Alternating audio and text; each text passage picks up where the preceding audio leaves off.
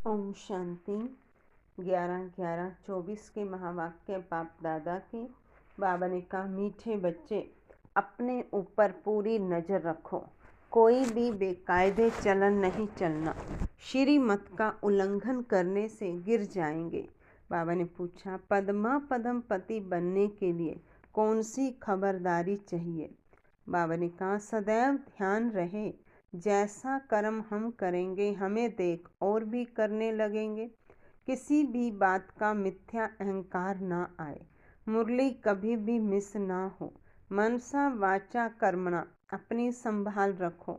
ये आंखें धोखा ना दे तो पद्मों की कमाई जमा कर सकेंगे। इसके लिए अंतर्मुखी होकर बाप को याद करो और विकर्मों से बचे रहो। ओम शांति। रूहानी बच्चों को बाप ने समझाया है, यहाँ तुम बच्चों को इस ख्याल से ज़रूर बैठना होता है, यह बाबा भी है, टीचर और सतगुरु भी है, और यह भी महसूस करते हो बाबा को याद करते करते पवित्र धाम में जाकर पहुँचेंगे।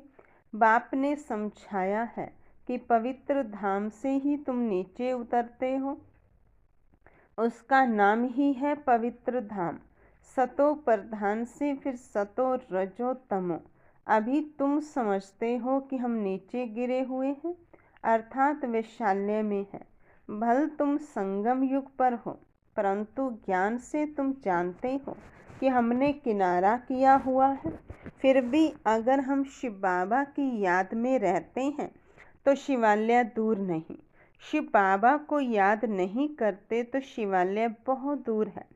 सजाएं खानी पड़ती हैं तो बहुत दूर हो जाता है। तो बाप बच्चों को कोई जास्ती तकलीफ नहीं देते हैं। एक तो बार बार कहते हैं मनसा वाचा कर्मणा पवित्र बनना है। ये आंखें भी बड़ा धोखा देती हैं, इनसे बहुत संभाल कर चलना होता है। बाप ने समझाया है कि ध्यान और योग बिल्कुल अलग है। योग अर्थात याद, आंखें खुली होते भी तुम याद कर सकते हो। ध्यान को कोई योग नहीं कहा जाता। भोग भी ले जाते हैं तो डायरेक्शन अनुसार ही जाना है। इसमें माया भी बहुत आती है। माया ऐसी है जो एकदम नाक में दम कर देती है। जैसे बाप बलवान है, वैसे माया भी बड़ी बलवान है। इतनी बलवान है जो सारी दुनिया को वैशाल्य में ढकेल दिया है। इसलिए इसमें बहुत खबरदारी रखनी होती है। बाप की कायदे अनुसार याद चाहिए। बेकायदे कोई काम किया तो एकदम गिरा देती है। ध्यान आदि की कभी कोई इच्छा नहीं रखनी है। इच्छा मात्रम अविद्या। बाप तुम्हारी सब मनोकामनाएं बिगैर मांगे पूरी कर देते हैं, अगर बाप की आज्ञा पर चले तो। अगर बाप की आज्ञा ना मान उल्टा रास्ता लिया तो हो सकता है स्वर्ग के बदले नरक में ही गिर जाए। गायन भी है, गज को ग्रहा ने खाया। बहुतों को ज्ञान देने वाले, भोग लगाने वाले आज हैं कहाँ? क्योंकि बेकायदे चलन के कारण पूरे मायावी बन जाते हैं। डीटी बनते बनते डेविल बन जाते हैं। बाप जानते हैं कि बहुत अच्छे पुरुषार्थी जो देवता बनने वाले थे वे असुर बन असुरों के साथ रहते हैं, ट्रेटर हो जाते हैं। बाप का बनकर फिर माया के बन जाते, उन्हें ट्रेटर कहा जाता है। अपने ऊपर नज़र रखनी होती है। श्रीमत का उल्लंघन किया तो यह गिरे, पता भी नहीं पड़ेगा। बाप तो बच्चों को सावधान करते हैं कि कोई ऐसी चलन ना चलो जो रसातल में पहुंच जाओ। कल भी बाबा ने समझाया है, बहुत गोप हैं, आपस में कमेटियां आदि बनाते हैं, जो कुछ करते हैं श्रीमत के आधार बगैर करते हैं तो डिससर्विस करते हैं। बगैर श्रीमत करेंगे तो गिरते ही जाएंगे। बाबा ने शुरू में कमेटी बनाई थी तो माताओं की बनाई थी, क्योंकि कलश तो माताओं को ही मिलता है। वंदे मातरम गाया हुआ है ना। अगर गोप लोग कमेटी बनाते हैं तो वंदे गोप तो गायन नहीं है। श्रीमत पर नहीं तो माया के जाल में फंस पड़ते हैं। बाबा ने माताओं की कमेटी बनाई, उन्होंने हवाले सब कुछ कर दिया। पुरुष अक्सर करके देवाला मारते हैं, स्त्रियां नहीं, तो बाप भी कलश माताओं पर रखते हैं। इस ज्ञान मार्ग में माताएं भी देवाला मार सकती हैं। पद्मा पद्म भाग्यशाली जो बनने वाले हैं, वह माया से हार खाकर देवाला मार सकते हैं। इसमें स्त्री पुरुष दोनों देवाला मार सकते हैं और मारते भी हैं। कितने हार खाकर चले गए, गोया देवाला मार दिया ना। बाप समझाते हैं, भारतवासियों ने तो पूरा देवाला मारा है। माया कितनी जबरदस्त है, जो समझ नहीं सकते हैं हम क्या थे, कहाँ से एकदम नीचे आकर गिरे हैं। यहाँ भी उच्च चढ़ते चढ़ते फिर श्रीमत को भूल अपनी मत पर चलते हैं तो देवाला मार देते हैं। वो लोग तो देवाला मारते फिर 5-7 वर्ष बाद खड़े हो जाते हैं। यहाँ तो 84 जन्मों का देवाला मारते हैं, उच्च पद पा ना सके, देवाला मारते ही रहते हैं। बाबा के पास फोटो होता तो बतलाते, तुम कहेंगे बाबा तो बिल्कुल ठीक कहते हैं। यह कितना बड़ा महारथी था, बहुतों को उठाते थे, आज है नहीं, देवाले में है। बाबा घड़ी घड़ी बच्चों को सावधान करते रहते हैं। अपनी मत पर कमेटियां आदि बनाना, इसमें कुछ रखा नहीं है। आपस में मिलकर झरमुई झगमुई करना, ऐसी यह ऐसा करता था, फलाना ऐसा करता था, सारा दिन यही करते रहते हैं। पाप से बुद्धि योग लगाने से ही सतो प्रधान बनेंगे। बाप का बने और बाप से योग नहीं तो घड़ी घड़ी गिरते रहेंगे, कनेक्शन ही टूट पड़ता है। लिंक टूट जाए तो घबराना नहीं चाहिए। माया हमें इतना तंग क्यों करती है? कोशिश कर बाप के साथ लिंक जोड़नी चाहिए, नहीं तो बैटरी चार्ज कैसे होगी? विकर्म होने से बैटरी डिस्चार्ज हो जाती है। शुरू में कितने ढेर के ढेर बाबा के आकर बने, भट्ठी में आए, फिर आज कहाँ है? गिर पड़े क्योंकि पुरानी दुनिया याद आई। अभी बाप कहते हैं, मैं तुमको बेहद का वैराग्य दिलाता हूँ। इस पुरानी दुनिया से दिल नहीं लगाओ, दिल स्वर्ग से लगानी है। अगर ऐसा लक्ष्मी नारायण बनना है तो मेहनत करनी पड़े। बुद्धि योग एक बाप के साथ होना चाहिए। पुरानी दुनिया से वैराग्य, सुख धाम और शांति धाम को याद करो। जितना हो सके उठते बैठते चलते फिरते बाप को याद करो। यह तो बिल्कुल ही सहज है। तुम यहाँ आए ही हो नर से नारायण बनने के लिए। सबको कहना है कि अब तमो प्रधान से सतो प्रधान बनना है, क्योंकि रिटर्न जर्नी होती है। वर्ल्ड की हिस्ट्री ज्योग्राफी रिपीट माना नरक से स्वर्ग, फिर स्वर्ग से नरक, यह चक्र फिरता ही रहता है। बाप ने कहा है, यहाँ सुदर्शन चक्रधारी होकर बैठो। इसी याद में रहो कि हमने कितनी बार चक्कर लगाया है। अभी फिर से हम देवता बन रहे हैं। दुनिया में कोई भी इस राज को नहीं समझते हैं। यह ज्ञान देवताओं को है नहीं, वह तो है ही पवित्र। उनमें ज्ञान ही नहीं जो शंख बजावे, वह पवित्र हैं, उनको यह निशानी देने की दरकार नहीं। निशानी तब होती है जब दोनों इकट्ठे होते हैं। तुमको भी निशानी नहीं, क्योंकि तुम आज देवता बनते बनते कल असुर बन जाते हो। बाप देवता बनाते हैं, बाप माया असुर बना देती है।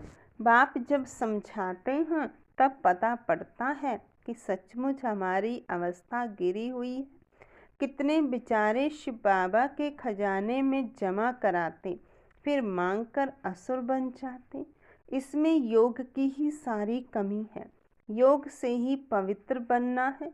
बुलाते भी हो बाबा आओ, हमें पति से पावन बनाओ, जो हम स्वर्ग में जा सकें। याद की यात्रा है ही पावन बन, उच्च पद पाने के लिए। जो मर जाते हैं फिर भी जो कुछ सुना है तो शिवालय में आएंगे जरूर। पद भल कैसा भी पाए, एक बार याद किया तो स्वर्ग में आएंगे जरूर। बाकी उच्च पद पा ना सके, स्वर्ग का नाम सुनकर खुश होना चाहिए। फेल हो पाई पैसे का पद पा लिया, इसमें खुश नहीं हो जाना है। फीलिंग तो आती है ना, मैं नौकर हूँ पिछाड़ी में तुम्हें सब साक्षात्कार होंगे कि हम क्या बनेंगे। हमसे क्या विक्रम हुआ है जो ऐसी हालत हुई है। मैं महारानी क्यों नहीं बनूं। कदम कदम पर खबरदारी से चलने से तुम पद्मा पदम पति बन सकते हो। मंदिरों में देवताओं को पद्म की निशानी दिखाते हैं, दर्जे में फर्क हो जाता है। आज की राजाई का कितना दबदबा रहता है तो अल्पकाल का, सदा काल के राजा तो बन ना सके। तो अभी बाप कहते हैं तुम्हें लक्ष्मी नारायण बनना है, तो पुरुषार्थ भी ऐसा चाहिए। कितना हम औरों का कल्याण करते हैं, अंतर्मुख हो कितना समय बाबा की याद में रहते हैं। अभी हम जा रहे हैं अपने स्वीट होम में, फिर आएंगे सुखधाम में। यह सब ज्ञान का मंथन अंदर में चलता रहे। बाप में ज्ञान और योग दोनों है, तुम्हारे में भी होना चाहिए। जानते हो हमें शिव बाबा पढ़ाते हैं तो ज्ञान भी हुआ और याद भी हुई। ज्ञान और योग दोनों साथ साथ चलता है। ऐसे नहीं योग में बैठो, बाबा को याद करते रहो और नॉलेज भूल जाए। बाप योग सिखलाते हैं तो नॉलेज भूल जाते हैं क्या। सारी नॉलेज उनमें रहती है। तुम बच्चों में भी नॉलेज होनी चाहिए, पढ़ना चाहिए। जैसे कर्म मैं करूँगा मुझे देख और भी करेंगे। मैं मुरली नहीं पढ़ूँगा तो और भी नहीं पढ़ेंगे। मिथ्या अहंकार आ जाता है तो माया झट वार कर देती है। कदम कदम पाप से श्रीमत लेते रहना है, नहीं तो कुछ न कुछ विक्रम बन जाते हैं। बहुत बच्चे भूल करते बाप को नहीं बताते तो अपनी सत्यानाश कर लेते हैं। गफलत होने से माया थप्पड़ लगा देती है, वर्थ नॉट ए पेनी बना देती है। अहंकार में आने से माया बहुत विक्रम कराती है। बाबा ने ऐसे थोड़े ही कहा है, ऐसी ऐसी पुरुषों की कमेटियां बनाओ। कमेटी में एक दो समझू सियानी बच्चियां जरूर होनी चाहिए, जिनकी ही राय पर काम हो। कलश तो लक्ष्मी पर रखा जाता है ना। गायन भी है, अमृत पिलाते थे फिर कहाँ यज्ञ में विघन डालते थे। अनेक प्रकार के विघन डालने वाले हैं, सारा दिन यही झरमुई झगमुई की बातें करते रहते हैं। ये बहुत खराब है। कोई भी बात हो तो बाप को रिपोर्ट करनी चाहिए। सुधारने वाला तो एक ही बाप है, तुम अपने हाथ में ला नहीं उठाओ। तुम बाप की याद में रहो, सभी को बाप का परिचय देते रहो, तब ऐसा बन सकेंगे। माया बहुत कड़ी है, किसको नहीं छोड़ती। सदैव बाप को समाचार लिखना चाहिए, डायरेक्शन लेते रहना चाहिए। यूँ तो डायरेक्शन सदैव मिलते रहेंगे। ऐसे तो बच्चे समझते हैं बाबा ने तो आपे ही इस बात पर समझा दिया। बाबा तो अंतर्यामी है। बाबा कहते नहीं मैं तो नॉलेज पढ़ाता हूँ, इसमें अंतर्यामी की बात ही नहीं। हाँ, यह जानता हूँ कि यह सब मेरे बच्चे हैं, हर एक शरीर के अंदर मेरे बच्चे हैं। बाकी ऐसे नहीं कि बाप सभी के अंदर विराजमान है।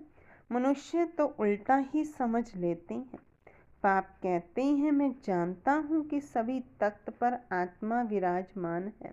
यह तो कितनी सहज बात है। सभी चैतन्य आत्माएं अपने अपने तख्त पर बैठी हैं, फिर भी परमात्मा को सर्वव्यापी कह देते हैं। यह है एक गज भूल। इस कारण ही भारत इतना गिरा हुआ है। बाप कहते हैं तुमने मेरी बहुत गलानी की है, विश्व के मालिक बनाने वाले को तुमने गाली दी है। इसलिए बाप कहते हैं यदा यदा ही धर्मस्य। बाहर वाले यह सर्वव्यापी का ज्ञान भारतवासियों से सीखते हैं। जैसे भारतवासी उससे हुनर सीखते हैं वह फिर उल्टा सीखते हैं। तुम्हें तो एक बाप को याद करना है और बाप का परिचय भी सबको देना है। तुम हो अंधों की लाठी, लाठी से राह बतलाते हैं ना। अच्छा, मीठे मीठे सिक्की लदे बच्चों प्रति माता पिता बाप दादा का याद प्यार और गुड मॉर्निंग। रूहानी बाप की रूहानी बच्चों को नमस्ते। रूहानी बच्चों की रूहानी बाप दादा को नमस्ते। बाबा नमस्ते। धारणा के लिए मुख्य सार। पहली पॉइंट, बाप की आज्ञा अनुसार हर कार्य करना है। कभी भी श्रीमत का उल्लंघन ना हो, तभी सर्व मनोकामनाएं बिना मांगे पूरी होंगी। ध्यान दीदार की इच्छा नहीं रखनी है, इच्छा मात्रम अविद्या बनना है। आपस में मिलकर झरमुई झगमुई एक दूसरे का परचिंतन नहीं करना है। अंतर्मुख हो अपनी जांच करनी है कि हम बाबा की याद में कितना समय रहते हैं। ज्ञान का मंथन अंदर चलता रहे।